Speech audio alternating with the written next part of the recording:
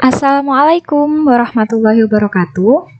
Kenalin, nama aku Yusmita Faiza Sofiulillah.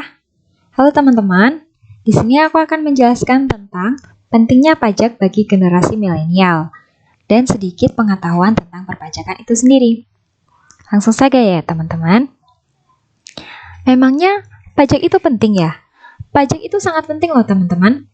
Dengan pajak memiliki fungsi-fungsi, yaitu yang pertama adalah fungsi budgeter, yaitu mendanai fasilitas infrastruktur. Contohnya adalah jalan tol, pembangunan jalan raya, pembangunan jembatan, dan pembangunan fasilitas publik lainnya.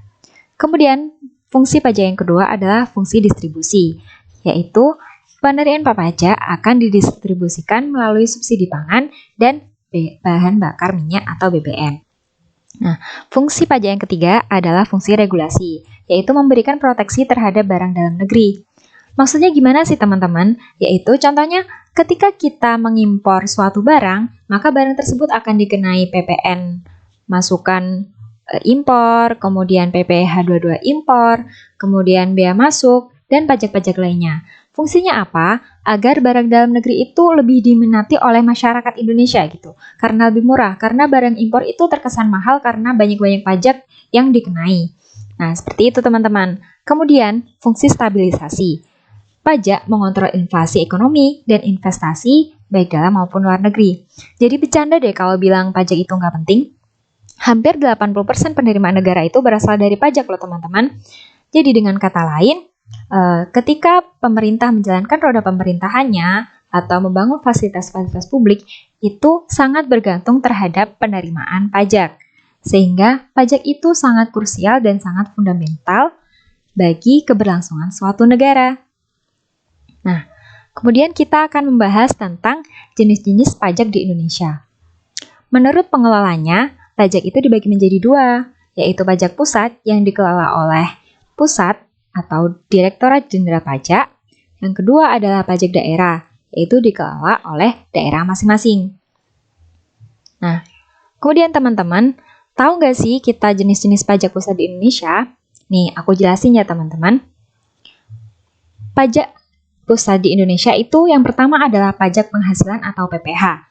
Contohnya, badan ketika mendapatkan penghasilan, dia akan wajib membayarkan pajak. Seperti membayarkan pajak setiap tahunnya PPh dengan melaporkan SPT tahunan. Yang kedua adalah PPN atau pajak pertambahan nilai. Sadar gak sih teman-teman kalau kita itu sebenarnya udah bayar pajak loh? Contohnya, ketika kita membeli makanan di restoran, ketika kita membeli barang-barang di minimarket, nah, harga pembelian itu udah termasuk PPN 10% teman-teman, sehingga kita udah berkontribusi nih kepada negara dengan pembayaran PPN tersebut.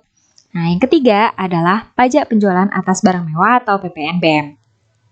Dari namanya saja, kita udah bisa mengenal nih, PPNBM itu pajak yang dikenakan kepada barang mewah. Contohnya adalah kendaraan bermotor mewah, mobil mewah, rumah mewah, kondominium, dan barang-barang mewah lainnya. Kemudian yang keempat adalah pajak bumi dan bangunan. Pajak bumi dan bangunan ini dibagi menjadi dua teman-teman, yaitu pajak bumi dan bangunan oleh pusat atau P3L dan pajak bumi dan bangunan perdesaan dan perkotaan yang dikelola oleh daerah.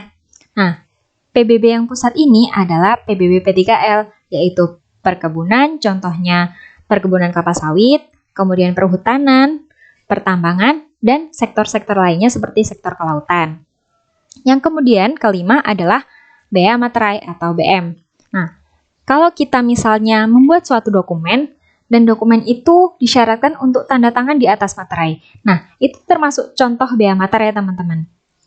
Jadi, negara memiliki andil dalam pembuatan dokumen tersebut dengan adanya materai di suatu dokumen. Nah, kayak gitu teman-teman. Terus, kita tadi kan udah membahas tentang pajak pusat ya. Nah, di sini aku akan menjelaskan tentang jenis-jenis pajak daerah di Indonesia, teman-teman. Pajak daerah di Indonesia itu ada dua, pajak daerah provinsi dan pajak daerah perkotaan dan atau kabupaten. Nah, pajak daerah provinsi itu ada 5, yaitu BBNKB atau biaya balik nama kendaraan bermotor, pajak kendaraan bermotor dan kendaraan di atas air, pajak rokok, pajak bahan bakar kendaraan bermotor, dan pajak atas pemanfaatan dan pengambilan air bawah tanah.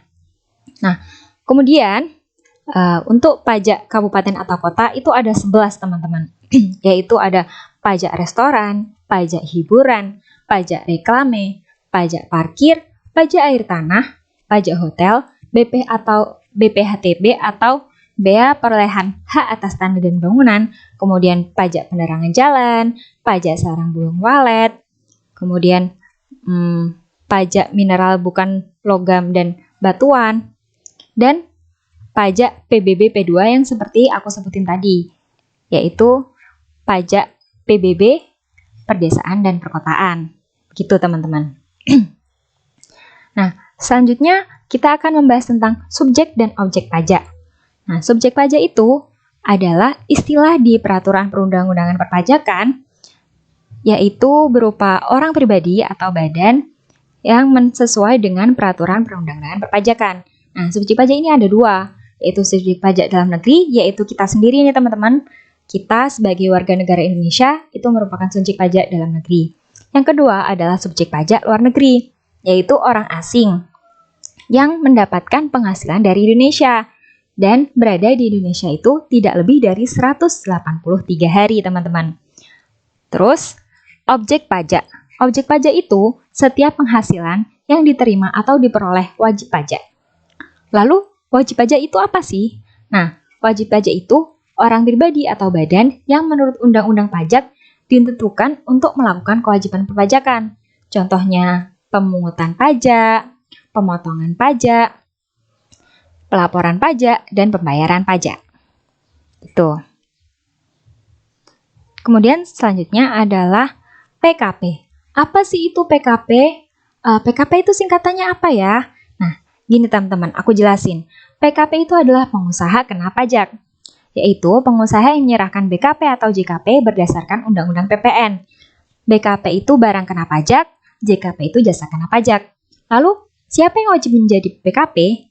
Nah, yang wajib menjadi PKP itu adalah pengusaha yang menjual atau menyerahkan barang kena pajak di dalam negeri, mengekspor jasa kena pajak, mengekspor barang kena pajak, dan mengekspor BKP TB atau barang kena pajak tidak berwujud. Contohnya adalah hak cipta atau franchise. Lalu, apa saja kewajiban PKP? Nah, kewajiban PKP itu yang pertama adalah membuat faktur pajak pada setiap penjualannya. Penjualan barang atau jasa kah? Nah, dari penjualan itu dia harus memungut pajak keluaran.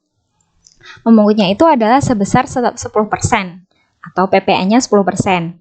Nah, PK ini nanti akan dikurangkan dengan PM. PM itu pajak masukan. Pajak masukan itu apa? Yaitu pajak yang pengusaha bayarkan ketika dia membayarkan membeli barang-barang atau memanfaatkan jasa untuk keberlangsungan usahanya. Nah, PK ini dikurangi PM, selisihnya akan dimasukkan ke kas negara atau disetorkan ke kas negara. Begitu teman-teman. Nah, untuk menjadi PKP atau menjadi wajib pajak, kita harus memiliki NPWP teman-teman atau nomor pokok wajib pajak. Pengen sih bikin NPWP, tapi kan sekarang masih corona. Tenang teman-teman, DJP menyediakan situs pembuatan NPWP secara online dengan cara membuka www.pajak.go.id. Nah, selanjutnya nanti kalian akan dipandu untuk mendapatkan NPWP secara online dan gratis teman-teman. Nah, jadi mudah kan membuat NPWP? Terima kasih atas partisipasi teman-teman. Semoga bermanfaat presentasiku hari ini dan meningkatkan kesadaran kalian tentang perpajakan. Wabillahi taufiq wal hidayah. Wassalamualaikum warahmatullahi wabarakatuh. Dadah.